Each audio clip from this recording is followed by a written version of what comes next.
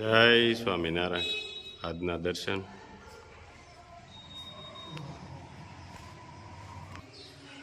જય ગણપતિ દાદા.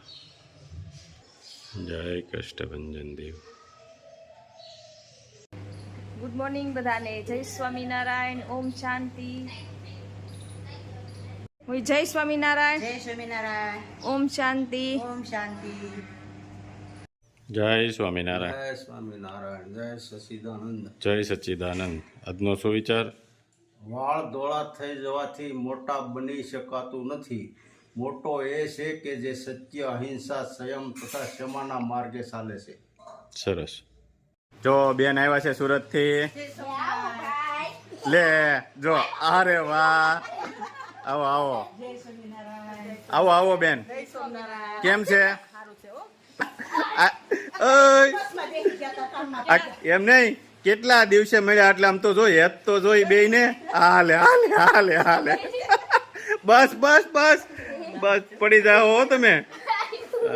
કેમ છે? સારું છે ને? શું કરે છે બધાય?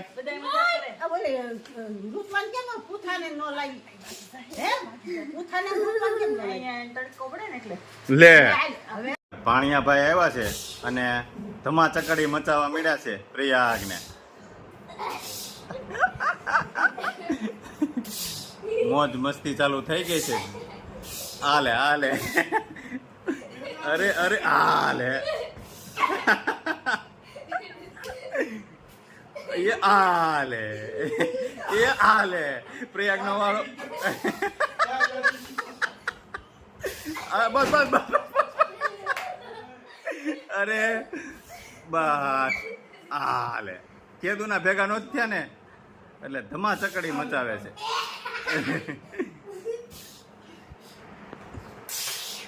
હાલો. કેટલામાં ભણે છે? સિનિયર કેજી માં. તો કેટલા માર્ક આવ્યા તારે? 94. ઇંગ્લિશ મીડિયમ માં શું? વાહ, હે મળદ માણાવો. બધું આવડતું તું? તો જ આવે ને.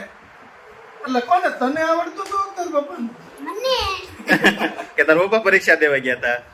કે હવે એ તો એમ કહેતા હતા કે હું પરીક્ષા દેવા ગયો. કા ફોન કર્યો? એમ કહેતા પરીક્ષા દેવા આવ્યો. હાસી.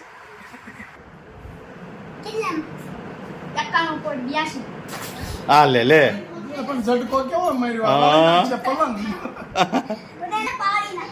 હા લે લે. બધાય ને બધાય ને બધાયને. એમ થોડું હોય, બધાય ને ન હોય. હો ભણિયાભાઈ. મને એવું છે.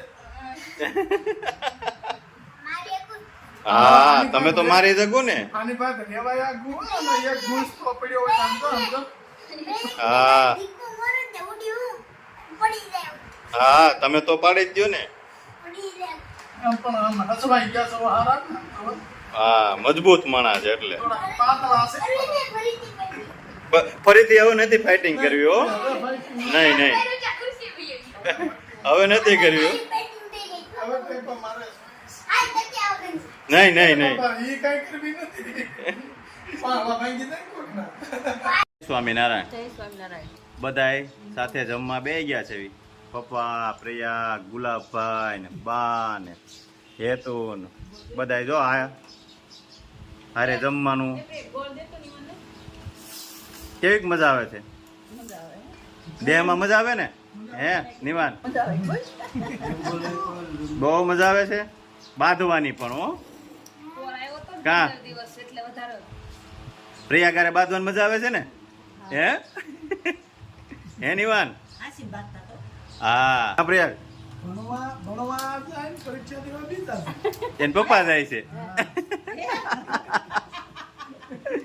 એવું છે ને? એને કીધું. ના, ના, હે નિવાન પરીક્ષા દેવા તો રૂપા જાય કે તું જાશો? શું વાત છે રમેશભાઈ? બસ શાંતિ. શાંતિ છે ને? દુઓ બોલી જાવ. બોલી નાખો. વાહ ફરે વાદળ ફરે, ફરે નદીના નીર, પણ સુરા બોલ્યા નો ફરે. વાહ રમેશ વાહ. એમાં ફરવાનું શું હોય? કીધું હોય એટલે લઈ આવવાના જ હોય. હા જમાવટ કરી કા રમેશ? હા હો. મને કાલે એક દુઓ યાદ આવ્યો હતો, ઝીલ માટેનો. હન ઓલાની ગોળે ધણ આવ્યું ધણ હરીએ ને ખાડું આવ્યું ખાખરે, પણ જેને દૂધડીએ દીવા બળે, એવી ઝીલ નો આવી બાપુ. ઝીલ છે ઝીલ. હા, એમાં કઈ ઘટે નહીં. કઈ કાંઈ ઘટે ઘટે નહીં. નહીં ઝીલમાં.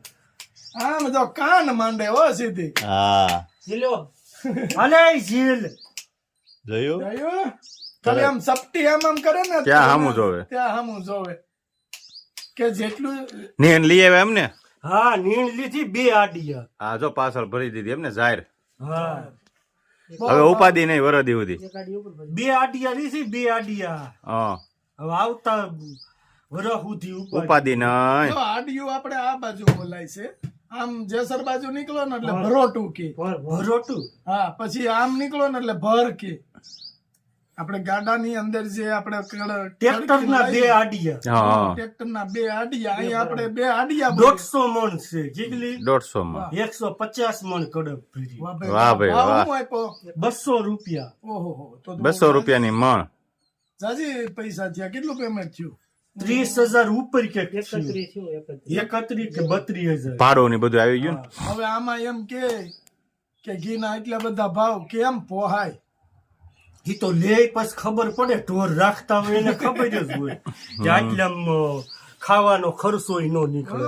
હજી તો આ ખાલી કડબ હોય, પછી લીલું ખાંડ. પાલો ખાંડ ખાણ એ કેટલું? બધું અલગ અને મહેનત. મહેનત. આ તો આપણે ખાવા સારું રાખવી, બાકી વેચવા ચોખ્ખું મળે ને આપને એમ. દૂધ ને બધું ચોખ્ખું મળે. વેચવા જાવ ને તો આમાં કઈ મળે નહીં. મળે નહીં. તો પછી સરસ લ્યો. ભરવા વાળાની મજૂરી તો જે કઈ ગણી નથી, ઘરના હતા. હા. હવે આમાં વધે હું કાંઈ નહીં. 31,000 નું કેટલું દૂધ આવે લેવા જાય?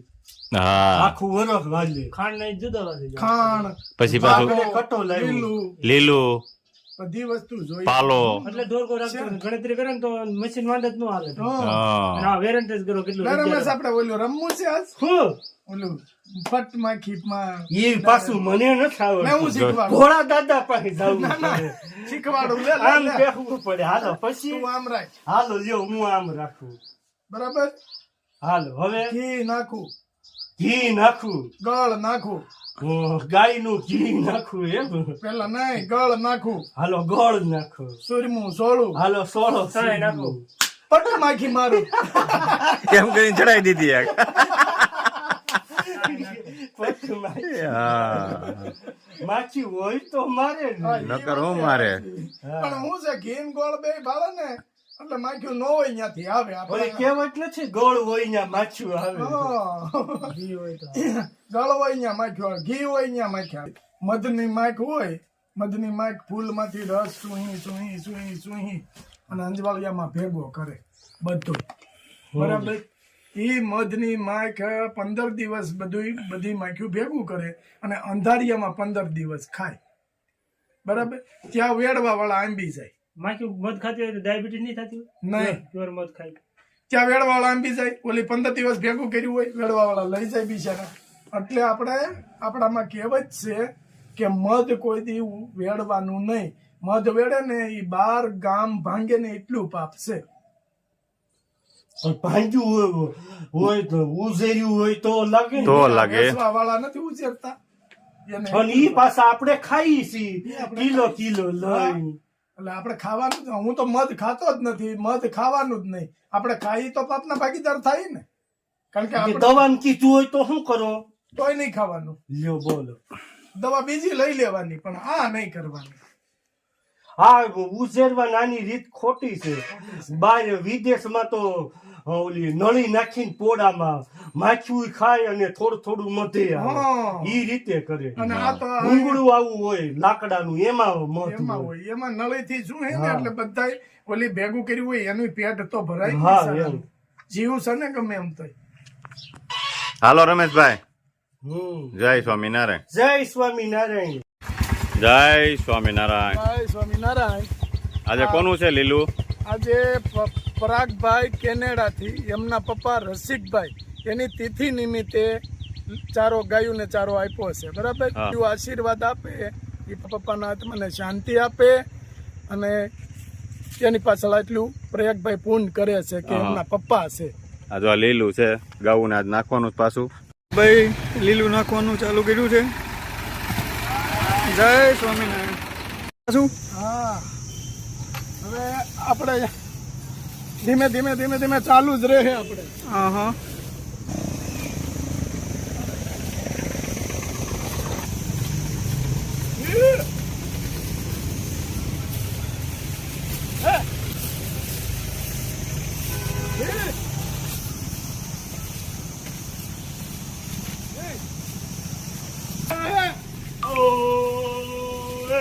હાલા હાલા